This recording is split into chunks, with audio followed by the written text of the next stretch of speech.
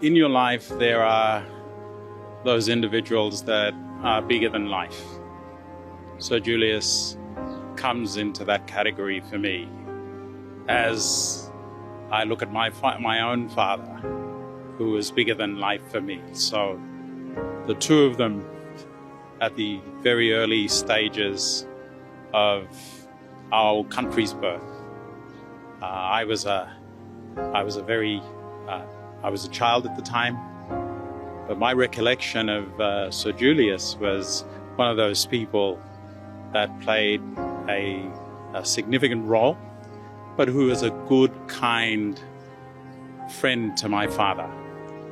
They may have had their differences, but they never lost respect for each other. That mutuality between the two always was preserved. So my family is deeply sorry, and we grieve alongside the Chan family at this very sad day, especially on the 50th anniversary, or the launch of the 50th anniversary by the Prime Minister, Honourable James Marape, to hear from Kavyang that very sad news deeply hurt us all. So we extend our condolences not only to the family of Sir Julious, but the people of New Ireland province as well. From my mother, my siblings Bertha, Sana, Michael Jr., Dulcie and Emma, our deepest sympathy to a big loss from a giant of Papua New Guinea to the people of New Ireland. Even though the fathers had walked together in the beginning, then had their rivalry towards the middle, but in the end, the best photograph ever was when my father was invited by Sir Julious to open up the New Ireland Provincial Assembly. Their embrace at the airport says it all. Friends for life, friends forever. The friendship, obviously, with the children. We went off to school together. Unfortunately, our parents punished us, sent us off to boarding school. But we also maintained friendship when we went outside. We came back again. Byron and myself entered Parliament together. And it was always, the friendship was always very genuine, very real. And today, we, as friends of the family, will be present at every stage of the funeral ceremony until Micheal put him papalo ground, and then Micheal ba come back na make him liglig custom blo Micheal la sipik. Time Micheal go back to New Ireland na make him custom antap to la. So my brother Sana and I will be representing the family. We will be going with Sir Julious and his family back to New Ireland. Ba Micheal go olgeta loris. Putimem lo ground penis, abam plakam back.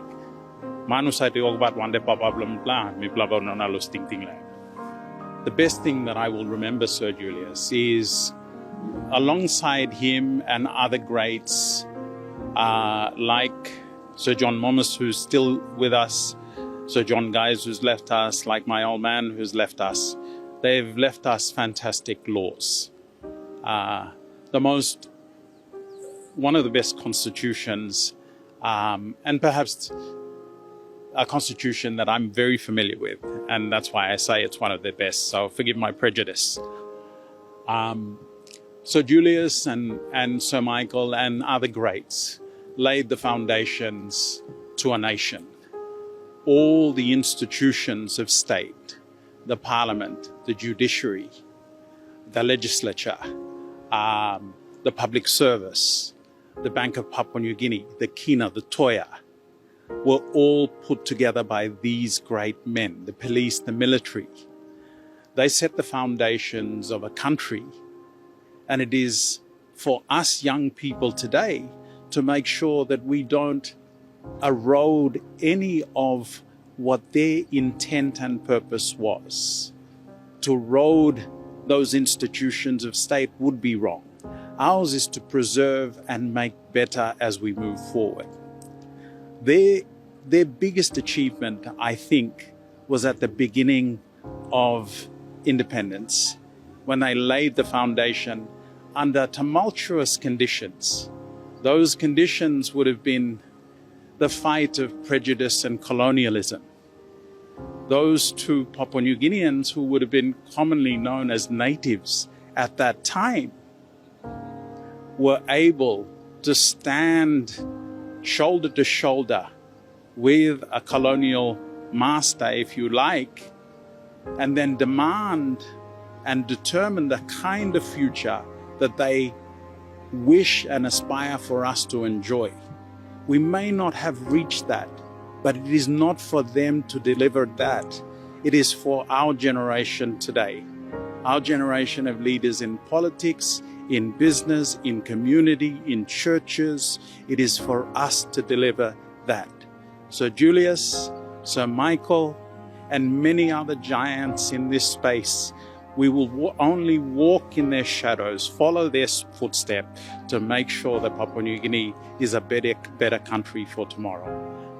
One of my deepest regrets is that we have lost one of the voices of the cohorts, the last of the voices of those cohorts that came together in the House of Assembly in 68 to 72, 1972, who aspire to have independence and who forever could remind us up until his passing why we decided to get self-determination, why we desired sovereignty in our country, why we wanted the right to vote, the right to free speech, the right to a constitutional democratic government.